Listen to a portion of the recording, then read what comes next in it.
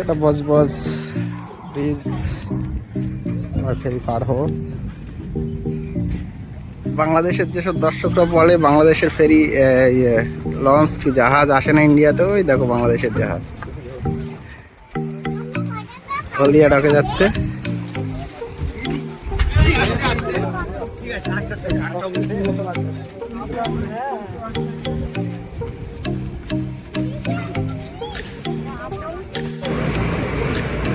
দেখো আমি চিনতে পেরেছি, আমি বলছি এটা তো সেই দাদা। ভালো আছো? এই তো বাংলাদেশের জাহাজগুলো ঢুকছে সব। কলকাতায় গাড়ি নিয়ে এসেছি। খিদিরপুর ডকে যাবে, একটা দুটো একটা যাচ্ছে তিনটে। কলকাতা ঘুরে আসলে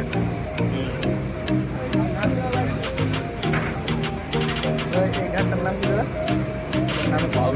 বাউড়িয়া না? আর ওই সাইডে বজবজ জেটি ঘাট। আমরা বাউড়িয়া থেকে যাচ্ছি বজবজ, সাথে রানি আছে।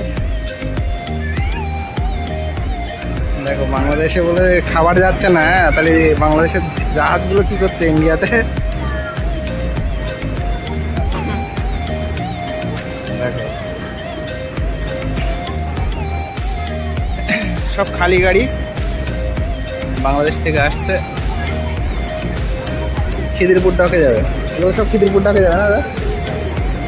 তিনটে পর পর, ওই একটা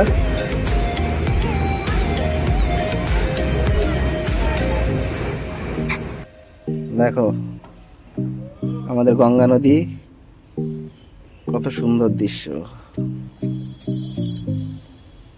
এটা বাউড়িয়া টু বজবজ ফেরি।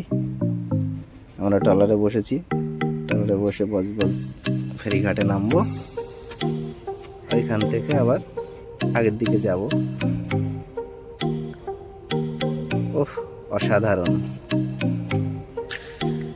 আর হ্যাঁ, যে সকল বাংলাদেশি ভাইরা, বন্ধুরা, দাদারা, দিদিরা বলে যে বাংলাদেশের মানে মানুষজন ভারতের পণ্য সব বর্জন করেছে, কিন্তু বাংলাদেশের যে বড় বড় জাহাজগুলো আসছে, খালি গাড়িগুলো সব আমাদের এখান দিয়ে খিদিরপুর দিকে যাচ্ছে। কি করতে যাচ্ছে